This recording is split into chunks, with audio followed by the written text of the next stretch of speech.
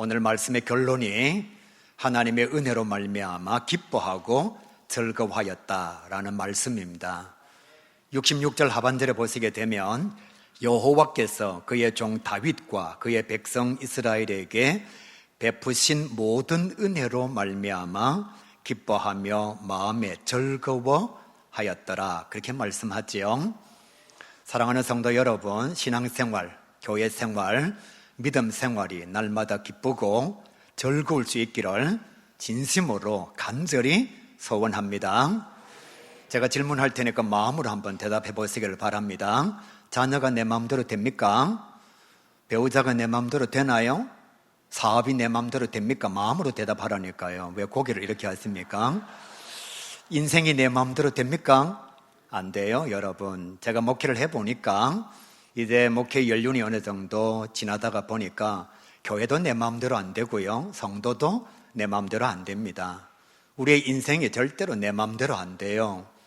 여러분, 어차피 내 마음대로 안 되는 인생, 원망하고 불평하고 불행하게 살아보았자 무슨 의미가 있겠어요? 어차피 내 마음대로 안 되는데요. 오히려 그 삶의 현장에서 감사하고 즐거워하고 기뻐하면 그게 축복이지요. 인생은 어차피 내 마음대로 안 됩니다. 자녀도 내 뜻대로 안 되고요, 정말 사랑하는 배우자, 세상에 단 하나밖에 없는 사람을 선택해서 결혼했는데 그 배우자가 내 마음대로 안 살아줘요. 내 뜻대로 살아주지 않습니다. 그렇다면 우리 삶의 현장이 어차피 내 마음대로 되지 않고 내 뜻대로 이루어지지 않는 그 삶의 자리에서 원망하고 불평하고 불행하게 살아보았자 내게 무슨 유익이 있습니까? 똑같은 삶의 자리에서 똑같은 형편을 보면서 오히려 감사하고 기뻐하고 즐거워하면 그게 진짜 복이지요. 오늘 성경 말씀 속에 나타난 이스라엘 백성들, 우리보다도 훨씬 열악한 삶의 자리를 가지고 있습니다. 2000년의 시대가 지나갔어요. 그리고 또 1000년과 1500년의 시대가 또 지나갔습니다. 수천 년 시간 전에 하나님의 사람들이 그 열악한 삶의 환경과 자리에서도 하나님의 은혜로 말미암아 기뻐하고 즐거워하였다, 그렇게 말씀하고 있습니다.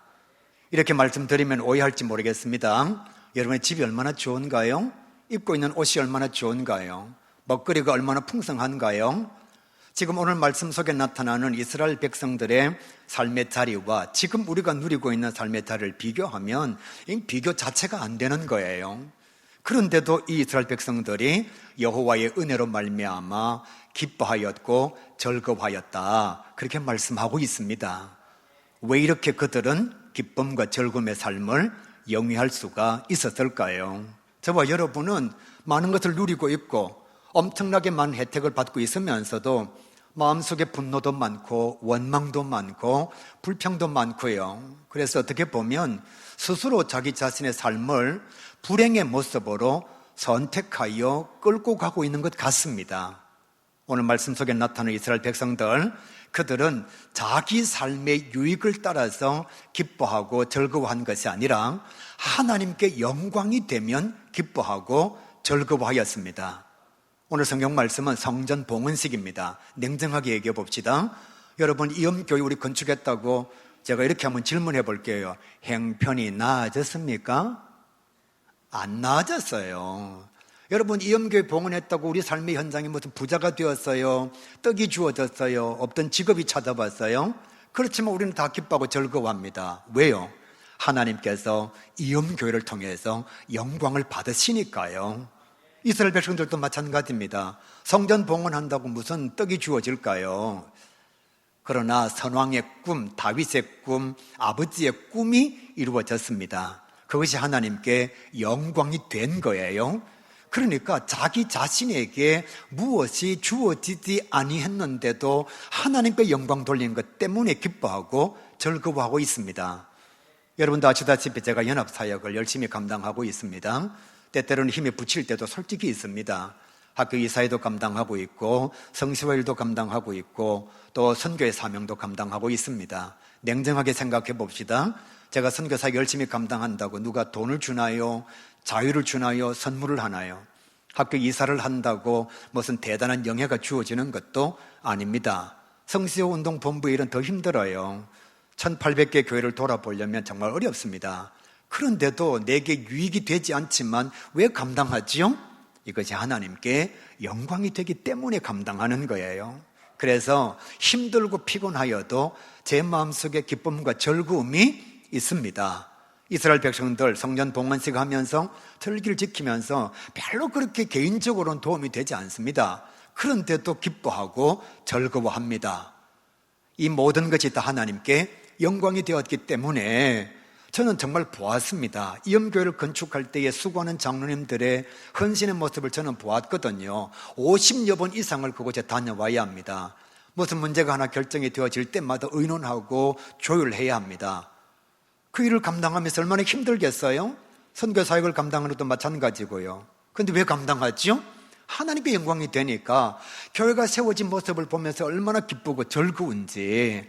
사랑하는 성도 여러분, 내게 손해가 된다, 유익이 된다, 이것만 생각하면 교회 생활, 신앙생활이 절대로 즐겁지가 않습니다. 나에게는 이익이 되지 않아도 하나님께 영광이 되면 우리는 기뻐하고 즐거워하는 믿음을 가질 때에 진정한 성도의 기쁨을 누릴 수가 있는 거예요. 두 번째로 이렇게 말씀합니다. 이스라엘 백성들이 왜 기뻐하고 즐거워했느냐? 자기가 그 일에 참여했기 때문이라 그렇게 말씀하고 있어요. 왕도 성전 봉헌식에 참여합니다. 백성들도 성전 봉헌식에 참여합니다. 왕이 여러분 제물을 얼마나 많이 드렸느냐 하면 한번 살짝 놀려주시기를 바랍니다. 소가 22,000마리요. 여러분 이걸 잡아서 번제물로 드려야 합니다. 양이 12만 마리요. 이걸 잡아서 화목제물로 드려야 합니다. 엄청나게 많은 재산상의 손실을 입으면서도 참여하니까 하나님께서 그 제사를 받아주시니까 너무너무 기쁘고 즐거운 거예요. 교회가 아무리 부흥이 돼도, 성도들이 아무리 축복을 받아도 내가 그 교회에 마음으로 참여하지 않으면 기쁨이 안 돼요. 솔직하게 말씀드릴게요. 이음교회를 건축했습니다. 여기에 마음을 두지 않는 사람은 전혀 기쁘지 않습니다. 봉헌을 하든지 말든지. 그런데 여러분 거기에 헌금을 드리고 기도를 하고 수고와 헌신을 감당한 사람들은요, 건물을 볼 때마다 기쁜 거예요. 왜? 자기가 거기에 참여했거든요. 지금 항저우에서 아시안게임을 진행하고 있습니다. 저는 운동을 좋아하기 때문에 웬만하면 중계를 봐요. 축구요, 우리가 일본을 이겼습니다. 얼마나 기쁜지 막 기분이 째지더라고요. 얼마나 좋은지. 야구도 이겼습니다. 얼마나 좋은지. 안세영 선수는요, 무릎이 아픈데도 전희페이와 함께 경주를 해서 결국은 금메달을 땄습니다. 왜 제가 이렇게 기뻐하느냐 하면 저는 그들과 마음을 같이 하거든요. 제 마음을 거기에 두고 있거든요. 어떻게 해서든지 우리나라가 이겼으면 좋겠다. 신유빈 선수가 금메달 딸 때에 너무너무 좋아하고 행복하는 그 순간에 여러분 태극기의 방향이 틀린 것을 보고서 바꾸어서 사진을 찍는 그 모습 보는데 이 어린 아이의 모습이 얼마나 대견하게 보이는지 제 딸이 아는데도 막 제가 기쁜 거예요. 왜? 마음을 두고 있으니까요. 그런데 아시안 게임 진행되든지 말든지 누가 금메달을 따든지 말든지 나는 맛있는 거 먹으러 간다. 그런 사람은 축구가 우승해도 기쁘지 않습니다. 왜? 거기에 마음으로 참여하지 않기 때문에. 이스라엘 백성들이 왜 기쁘고 즐거우냐? 마음으로 거기 참여하는 거예요. 왕이 많은 제물을 드려서 제사를 진행하였습니다. 이스라엘 백성들 거기에 참여해서 자기 자신이 할 수 있는 최선을 다하니까 하나님께서 그 제물을 받아주시니까 얼마나 기쁜지, 그 은혜가 마음속에 넘치니까 얼마나 즐거운지. 교회를 다니면서도 사랑하는 성도 여러분, 가야교회를 사랑하지 않는 사람은 교회가 부흥이 돼도 눈도 껌뻑하지 않습니다. 마음이 이것이 없는데요, 무슨 기쁨과 즐거움이 있겠어요? 세 번째로 이스라엘 백성들은 감사함으로 넘치게 드렸습니다. 사랑하는 성도 여러분, 우리가 오늘 제물의 모습을 바라볼 때에 왕이 드린 제물이 얼마나 많습니까? 한번 상상만 해보세요. 양이 12만 마리가 지금 여기에 쫙 있다. 한번 생각해 보세요. 양이 12만 마리요. 소가 22,000마리. 오늘 성경은 뭐라고 말씀하느냐? 이렇게 드린 예물이 너무 많아서 하나님 앞에 이 짐승을 잡아서 기름을 드려야 하는데 평상시에 성막이 있었던, 성전에 있었던 놋제단이 너무 작았어. 하나님의 사람 솔로몬이 여호와의 뜰에 다른 제단을 만들어서 하나님 앞에 이 기름을 드렸다, 그렇게 말씀하고 있습니다. 얼마나 많이 드렸으면 놋제단에 기름을 모으는 그것이 부족함이 있었겠습니까? 감사함으로 넘치게 드리니까 그것을 하나님께서 받아주실 때에 기쁨과 감사가 있는 거지요. 제가 말씀을 보면서 정말 대단한 게 하나님의 사람 다윗이에요. 그는 평생의 꿈이 뭐냐? 성전 건축입니다. 여러분의 꿈은 뭐지요? 더 이상 얘기하지는 않겠습니다. 페라리 바꾸고 또 아니면 집 엄청나게 큰 것으로 가고 전원주택 만들고 이런 꿈 아닌가요? 하나님의 사람 다윗, 자기 집이 너무 좋은 거예요. 궁궐이 너무 화려한 겁니다. 그런데 하나님의 언약궤가 있는 성전을 보니까 너무 초라해요. 마음이 아파서 하나님 앞에 소원을 아뢰입니다. 하나님, 내가 주의 전을 건축하고 싶습니다. 하나님께서 이렇게 말씀하십니다. 너 피를 너무 많이 묻혀서. 그런데 여러분 가만히 생각해 보면 다윗이 손에 피를 묻힌 게 자기 잘못인가요? 나라를 구하기 위해서 전쟁터에 나아가서 왕에게 주어진 사명을 감당했는데 그게 뭐가 잘못되었습니까? 그런데 하나님께서 뭐라고 말씀하시느냐? 성결하고 거룩한 하나님의 전을 건축하는 일에 피를 많이 묻힌 사람, 살인을 많이 한 사람은 생명의 전을 만드는데 이거는 부적절하다. 그래서 하나님께서 허락하지 않습니다. 여러분 잘못한 것도 없는데 하나님의 영광을 위해서 여러분이 평생의 꿈을 가졌어요. 그런데 목사님이 그거 안 된다고 얘기합니다. 그럴 때 여러분 어떤 생각 가질까요? 이씨 목사 지금 뭔데? 이런 생각 안 할까요? 하나님께서 다윗에게 너 안 된다 그럴 때에 다윗은 하나님의 말씀을 그대로 받아들입니다. 그리고 자기가 할 수 있는 일이 뭐냐? 성전 건축을 위한 예물을 준비하는 거예요. 얼마나 많이 준비했는지 솔로몬이 성전을 건축하고도 남음이 있었다. 나중에 이스라엘 백성들이 막 성전 건축 예물을 가지고 오니까 다윗이 이렇게 말합니다. 그만 가지고 오십시오. 그만 가지고 오십시오. 이것만 해도 넘칩니다. 지나가는 얘기입니다. 나도 한번 그 소리 해봤으면 좋겠습니다. 여러분 헌금 그만하세요. 헌금 그만하세요. 지금도 넘쳐납니다. 이 얘기 한번 해봤으면 좋겠습니다. 여러분, 다윗은 자기의 소원이 하나님 앞에서 거절이 되어졌는데도 최선을 다해서 넘치도록 준비했습니다. 이 모습을 누가 봤느냐? 아들 솔로몬이 본 거예요.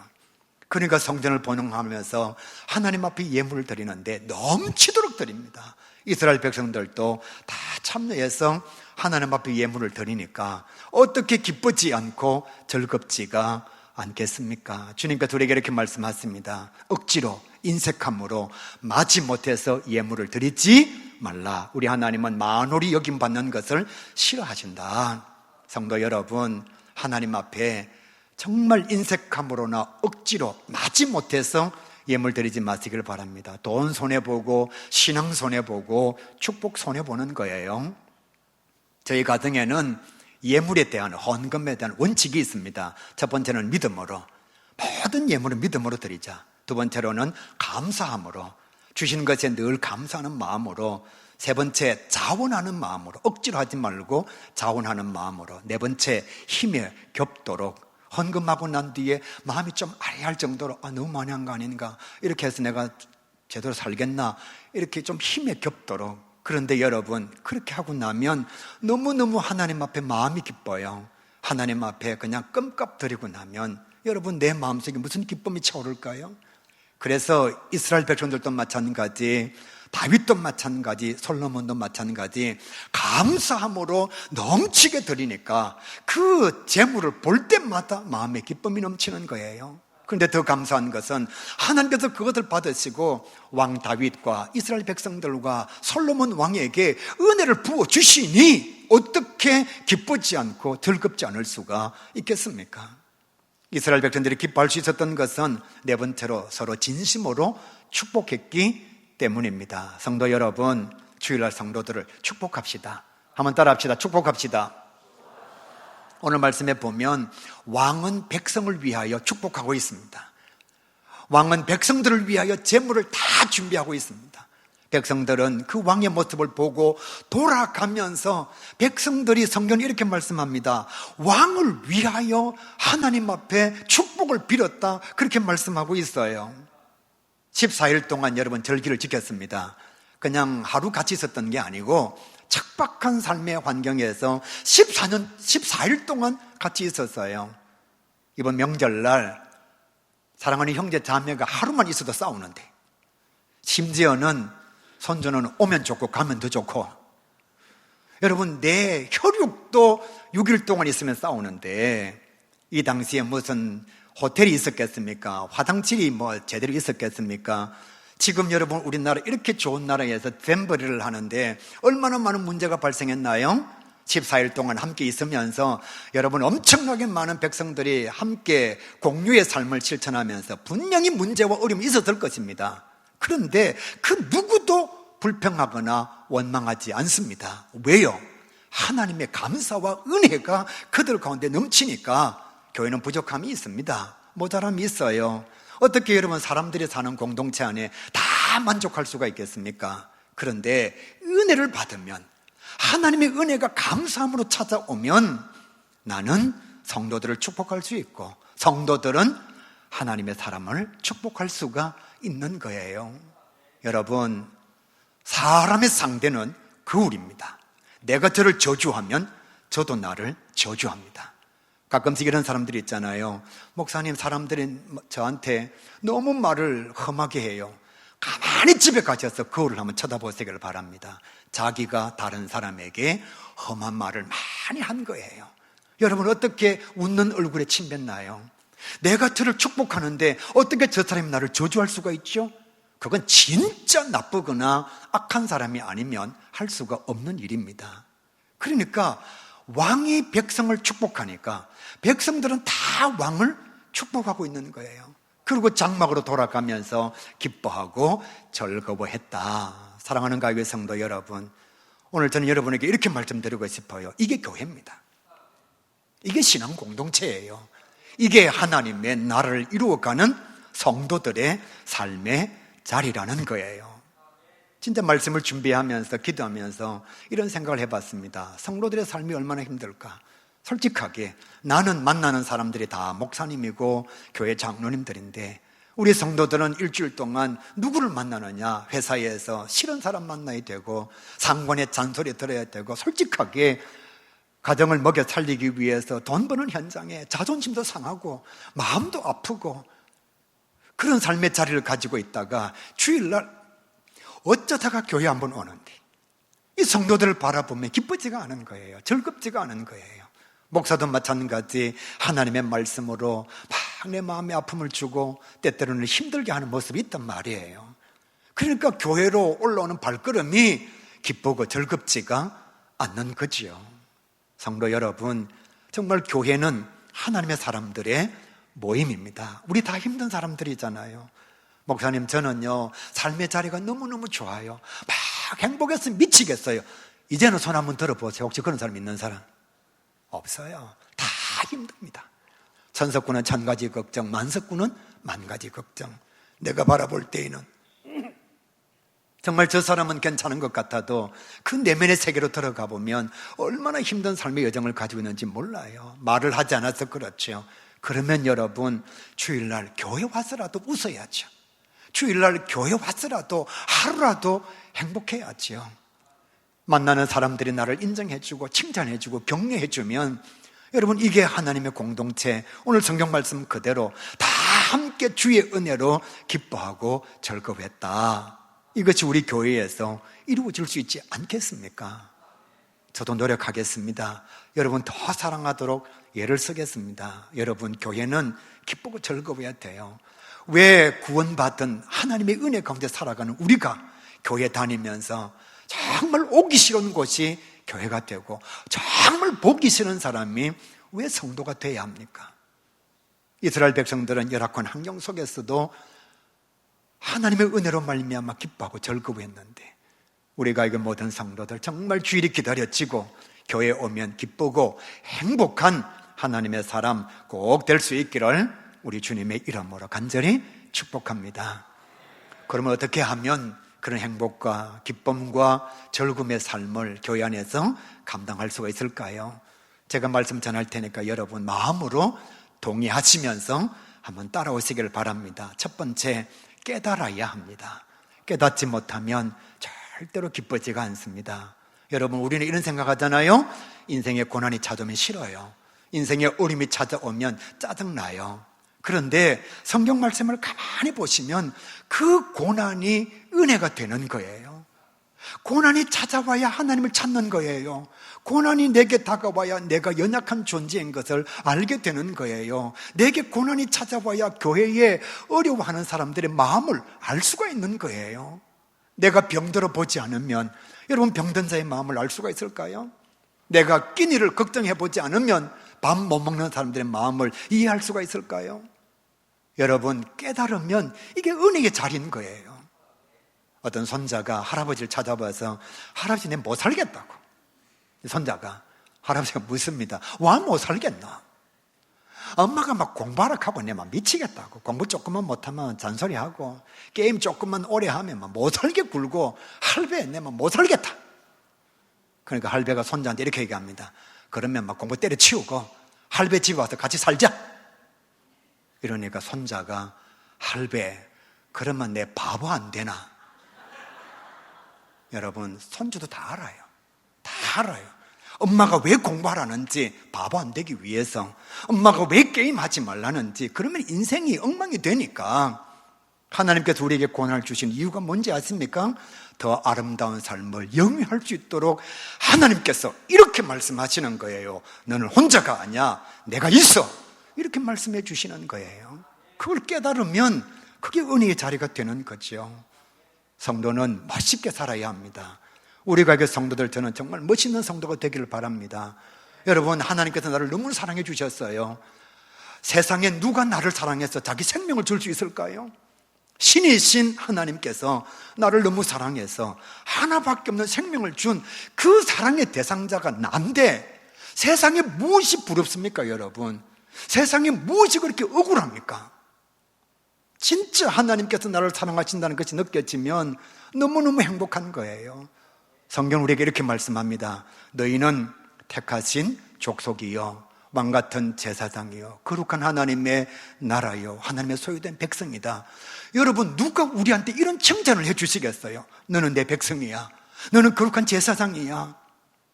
하나님께서 우리에게 지금 그렇게 말씀해 주시는데 이 하나님이 살아계시거든요. 다시 질문합니다. 여러분 하나님 살아계십니까? 안 살아계십니까? 진짜 그거 믿나요? 그러면 원수 갚음을 하나님께 맡깁시다. 왜 금방 하나님 살아계심을 믿는다 그러면서 조금만 억울하면 억울하다 그러고 조금만 힘들면 내가 원수 갚고 싶고. 분명히 성경 말씀합니다. 원수 갚음이 하나님 손에 있다고요. 하나님 살아계심을 믿으면 멋있게 살 수 있잖아요. 나는 포용해주고 용서해주고 사랑해주고 하나님은 살아계시니까 공의와 정의로 원수 갚아주시고요. 이게 성도들의 삶인데 우리가 하나님을 제대로 안 믿으니까 도덕법에 의해서 조금만 힘들면 억울하고 조금만 억울하면 내가 원수를 갚아야 되고. 아니요, 하나님은 살아계십니다. 그 하나님 살아계심을 믿는 자는 굳이 내가 원수를 갚지 않아도 되는 거예요. 교회 생활 감당하면서 기쁨을 잃어버리는 이유가 자기 사명에 충실하지 않고 자꾸만 남의 사명에 관심이 가니까 교회 생활이 기쁘지가 않고 즐겁지가 않은 거예요. 사랑하는 성도 여러분, 저와 여러분은 세상이라고 하는 하나님의 무대 위에서 공연하고 있는 연극 배우들입니다. 그런데 그 연극의 주인공이 누구냐? 나예요. 하나님께서 나를 위하여 이 세상이라고 하는 엄청난 무대를 만들어 놓고서 나를 주인공으로, 주연으로 선택해서 지금 공연을 펼쳐 가시는 겁니다. 여러분, 내가 주인공인데 내가 대단히 돋보이려면 곁에 아주 표독한 악역하는 자가 있어야 됩니다. 그래야 연극이 되는 거예요. 그러니까 교회 안에도 마찬가지, 세상 속에도 마찬가지. 내가 선한 주인공이 되려면 내 곁에는 아주 못됐고 악한 악역을 하는 그 배역을 맡은 사람이 있어야 되는 거예요. 그러니까 여러분, 우리에게 찾아온 고난은 하나님께서 나의 사명을 온전히 감당하라고 맡겨주신 연극 배우로서의 최선이라는 것입니다. 시간이 많이 지나갑니다. 그러면 감독이 어떻게 하느냐? 주인공을 위해서 아끼는 죽이든지 빼버립니다. 다시 한번요. 시간이 많이 지나면 감독, 연출가는 어떻게 하느냐? 이 주인공을 위해서, 이 연극의 완성도를 위해서 악역을 맡은 사람은 그냥 그 자리에서 빼버립니다. 대부분 빼버릴 때에는 죽습니다. 성도 여러분, 하나님께서 우리를 하나님의 연극 무대에 위대한 사명을 감당하는 사역자로 세워주셨는데 내 사명에 최선을 다하면 나는 주연 배우가 되는 거예요. 내가 만약에 조연이라면 내게 주어진 조연에 최선을 다하면 조연 연극에 대한 상을 내가 받는 거예요. 목사님만 상을 받는 것이 아닙니다. 장로님들만 상을 받는 게 아니에요. 주인공은 주연의 상을 받고요, 조연은 조연의 상을 받는 겁니다. 그럼 어떻게 하면 되느냐? 내게 주어진 단역에 최선을 다하는 그 배우가 행복한 거예요. 주인공이면서도 자기 자신의 자리에 맡은 그 자리에서 최선을 다하지 않으면 행복하지가 않습니다. 우리나라의 탤런트나 배우들이나 많은 연극하는 사람들 보십시오, 여러분. 조연이면서도 최선을 다하면 너무너무 행복해합니다. 하나님께서 우리에게 맡겨주신 사명에 충실하면 그 생활이 즐겁습니다. 여러분이 알아주든 알아주지 않든 제게 하나님께서 맡기신 목사의 사명 최선을 다하면 저는 이 교회 생활이 기쁘고 즐거울 수밖에 없는 거예요. 말씀에 자유하면 진정한 기쁨과 즐거움을 누릴 수가 있습니다. 사랑하는 성도 여러분, 오늘 이 말씀을 진짜 잘 들으시길 바랍니다. 우리는 모든 사람들을 다 사랑하려고 하다가 보니까 마음에 좌절감도 많고 열패감도 많고 절망감도 많습니다. 여러분 포기하십시오. 여러분 포기하십시오. 우리는 절대로 모두를 다 사랑할 수가 없습니다. 근데 착각하는 거예요. 나는 모두를 다 사랑할 수 있다. 아니요. 목사도 모두를 다 사랑할 수는 없습니다. 그래서 제가 성경을 유심히 봤는데요, 하나님은 사랑이시라, 하나님은 이웃도 사랑하고 원수도 사랑하라, 그리고 너 자신도 사랑하라 이렇게 말씀하셨는데 그 뒤에 보면 서로 사랑하라. 그러니까 사랑하는 자를 사랑하는 것이 쉽습니다. 말씀을 가만히 보시면 모두를 다 사랑해라 그런 성경 말씀이 제가 찾아보니까 없어요. 왜? 애초부터 우리는 모두를 다 사랑하는 것이 불가능합니다. 미운 놈은 미워요. 그죠? 짜증나는 놈은 짜증나요. 그게 우리 인간이거든요. 그런데 자기가 서로 포장을 하는 거지. 나는 다 사랑할 수 있어. 그래서 누군가를 미워하면 집에 가서 잠을 못 자는 겁니다. 누군가에게 대해서 짜증을 내고 나면 집에 가서 이러고도 내가 신앙인인가 스스로 절망의 자리로 나아가는 거예요. 성경 우리에게 이렇게 말씀합니다. 진리를 알지니 진리가 너희를 자유케 하리라. 우리는 모두를 다 사랑할 수 있는 대단한 존재가 아닙니다. 사랑하는 가요계 성도 여러분, 다 인정받으려고 하지 마십시오. 모든 성도들에게 인정받으려고 하지 마십시오. 그 인정 욕구가 여러분을 좌절감으로 끌고 가는 겁니다. 좀 이렇게 말씀드릴게요. 여러분이 뭐 그렇게 대단한가요? 우리 교회 1000명의 성도들한테 다 인정받을 만큼 여러분이 대단한가요? 착각이죠. 교만이죠.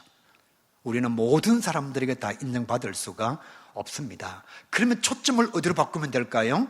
진짜 중요한 분에게 인정을 받으면 되는 거지요. 세상 사람들이 다 나를 좋아하는데 예수님께서 나를 인정하지 않는다. 이건 실패자잖아요. 내가 의의 길을 걸어가고 복음적인 삶을 살려고 할 때에 세상 사람들은, 친구들이 나보고 요즘도 교회 다니냐? 너 아직도 예수 믿냐? 라고 말해서 그들에게는 내가 인정을 받지 못하지만 주님은 나를 인정하시잖아요. 군대에서 두들겨 맞아가면서 새벽 기도를 갔습니다. 그러니까 전우들이 저보고 또라이라고 이렇게 얘기합니다. 그런데 기도하는 제 마음속에는 하나님께서, 예수님께서 저에게 이렇게 말씀하시는 거죠. 내가 너와 함께 하겠다. 하나님은 나를 인정해 주고 계시는 거예요. 여러분, 모든 성도들한테 다 인정받으려고 하는 교만함을 버리시고 오직 예수 그리스도에게 인정받는 길을 먼저 선택하시면 진리 안에서 자유함을 누릴 수가 있습니다. 스스로 삶의 행복을 선택하면 교회 생활이 기쁘고 즐겁습니다. 사랑하는 성도 여러분, 교회를 다니면서 지옥을 선택하지 마시고 여러분이 천국을 선택하시기를 바랍니다. 이게 무슨 얘기냐? 교회 안에 나쁜 사람도 있고 좋은 사람도 있습니다. 교회에 좋지 못한 모습도 있고 좋은 모습도 있습니다. 정말 희한한 것은 꼭 좋지 못한 것을 보고 꼭 못된 사람을 보는 사람은 계속 그것만 보고 있습니다. 반대로 똑같은 교회를 다니는데 좋은 사람을 보고 교회 좋은 것을 보는 사람은 항상 그것을 보고 있습니다. 여러분, 천국과 지옥, 그 행복의 자리는 내가 선택을 하는 겁니다. 좀 쉽게 말씀드릴게요. 욥 앞에는 교만한 친구들이 많았습니다. 욥을 힘들게 할 친구들이 많았어요. 그런데 욥은 그 친구들을 바라보지 않고 자기와 함께 하시는 하나님을 바라봅니다. 스데반에게는 자기를 죽이는 대적들이 있었습니다. 스데반은 그 대적들을 바라보지 않고 자기를 하나님 보좌 우편에 서셔서 내려다보고 계시는 예수님을 쳐다보았습니다. 예수님은 원수 마귀가 있었습니다. 조롱하는 유대인들이 있었습니다. 십자가에 달려 죽게 하는 로마 병정들이 있었습니다. 그런데 예수님은 그들을 바라보지 아니하시고 인류 구원의 사명을 감당케 하신 하나님을 바라보니까 그 예수님께서 십자가에 달려 돌아가시면서도 용서할 수가 있었던 거거든요. 예수님의 제자들 가운데 제대로 된 제자가 없습니다. 재판받을 때 도망가지요. 나는 주님 모른다고 부인하지요. 주님 부활했는데 나는 보지 않고는 못 믿겠다 그러지요. 3일도 기다리지 못해서 엠마 도상으로 내려가 버렸지요. 그런데도 주님은 그들을 다 품어주셨고 용납해 주셨습니다. 그래서 예수님은 행복한 자가 된 거예요. 여러분, 예수님께서 제자들의 모자라는 모습을 보셨으면 매일 책망해야 돼요. 그런데 예수님은 똑같은 제자를 보시면서도 그들에게 사랑할 만한 것을 찾으셨다는 거예요. 가야교회를 다니면서 똑같은 교회에 있는데 항상 불평과 원망이 가득한 사람이 있습니다. 반대로 똑같은 교회에도 감사와 기쁨과 즐거움을 찾는 자가 있습니다. 자기가 선택한 천국과 지옥이라는 거예요. 따라서 우리가 기쁨을 선택하고 즐거움을 선택하면 얼마든지 교회 안에서 기쁨과 즐거움을 누릴 수가 있습니다. 내가 성장하고 성숙하면 더 기쁨, 더 큰 즐거움을 누릴 수가 있습니다. 사랑하는 가요계 성도 여러분, 구원받은 것은 필수입니다. 구원받는 것은 당연한 거예요. 그 뒤에 뭘 해야 되느냐? 두렵고 떨리는 마음으로 성장을 이루어야 합니다. 내가 성장하고 성숙이 되면 마음이 넓어져요. 마음이 넓어지면 괴로움이 적습니다. 마음이 되게 좁으면 교회 다니면서 너무너무 괴로워요. 왜? 저를 품을 수가 없으니까. 그만큼 자기 자신에게 괴로움이 찾아오는 거예요. 세 사람이 길을 가고 있었습니다. 그 앞에 코끼리가 있었어요. 한 사람은 코끼리를 만지고서 다 볼 수가 없으니까 이렇게 말합니다. 코끼리는 기둥과 같다. 또 한 사람은 꼬리를 만지면서 아니야, 코끼리는 호수와 같아. 또 한 사람은 아니야, 코끼리는 널빤지와 같아. 그런데 누가 있느냐? 그 위에서 높은 곳에서 코끼리가 걸어가는 것을 다 쳐다보는 어른이 있습니다. 이 코끼리의 진짜 모습을 본 어른은 그래, 기둥 만지는 사람도 이해가 됩니다. 꼬리 만지는 사람도 이해가 됩니다. 등판을 만지는 사람도 이해가 됩니다. 그들이 하는 말을 다 용납해 줄 수가 있습니다. 그러나 자기가 만지는 다리만 가지고 있는 사람, 자기가 만지는 등판만 가지고 있는 사람, 자기가 만지는 꼬리만 가지고 있는 사람은 절대로 상대를 용납할 수가 없습니다. 용납되지 않으면 그만큼 힘들고 괴로운 거예요. 욕심의 그릇은 작을수록 행복합니다. 욕심의 그릇은 작을수록 행복합니다. 마음의 그릇은 클수록 행복해집니다. 예수님께서 왜 다 품을 수가 있었느냐? 마음의 그릇이 너무너무 크셨던 거예요. 그래서 예수님은 자기를 죽이는 우리까지도 생명을 주시면서 사랑하셨던 겁니다. 마지막으로 사랑하는 성도 여러분, 기쁘고 즐거운 신앙생활을 감당하려면 교회를 열심히 다니시기를 바랍니다. 교회를 열심히 다니시기를 바랍니다. 특히 여기에 어르신들 앉아 계시면 해만 뜨면 교회 오십시오. 눈만 뜨면 교회 오십시오. 집에 그냥 가만히 앉아서 소파에 앉아서 TV 보고 낮잠 자고 그러면 나중에 다리를 움직이지 못해서 어느 날 갑자기 치매가 오고 요양병원에 갈 수밖에 없습니다. 그런데 여러분, 해가 딱 뜨면 그냥 교회 오는 거예요. 와서 전도도 하고 봉사활동도 하고, 그리고 뭐 공원에도 가고, 또 아니면 운동하는 데도 가서 막 덩치기도 하고, 막 그러다가 보면 나중에 집에 딱 들어가면 잠 안 오는 게 아니라 지쳐서 그냥 골아 떨어집니다. 여기 혹시 잠 안 오는 사람 있나요? 집에 소파에 그냥 가만히 앉아 있는 거예요. 그러니까 예수 믿는 사람은 그냥 교회 오는 겁니다. 전도하러도 오고 봉사하러도 오고 밥 먹으러도 오고 열심히 다니는 겁니다. 여러분, 연세가 들수록 사랑하는 자녀 믿지 마시기 바랍니다. 자녀들 여러분 안 돌봐요. 왜? 여러분이 어르신 안 돌봤잖아요. 그래 놓고서는 자기 자녀에게 뭐라고 얘기하죠? 나를 돌봐야 된다고. 안 돌보면 불효한다고 말하는 거예요. 한번 입장을 바꿔놓고 생각해 봅시다. 내가 80인데 우리 딸이 60이에요. 그런데 돈도 안 벌고 맨날 아프고 집에 있으면서 잔소리만 하고 자기 밥도 자기가 안 해먹고, 그리고 집에 그냥 어지러운 걸 많이 갖다 놓습니다.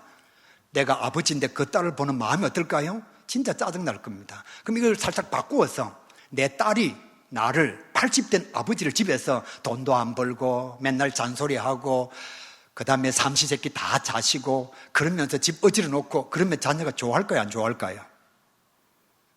그러니까 앞으로는 교회 열심히 나오셔가지고 운동도 하시고 봉사도 열심히 하시고 그렇게 해가지고 막 하나님께서 원하시는 기쁨의 사명을 열심히 감당하다가 저희 어머님처럼 기력이 쇠해서 그냥 숨 모시고 돌아가시는 게 복입니다.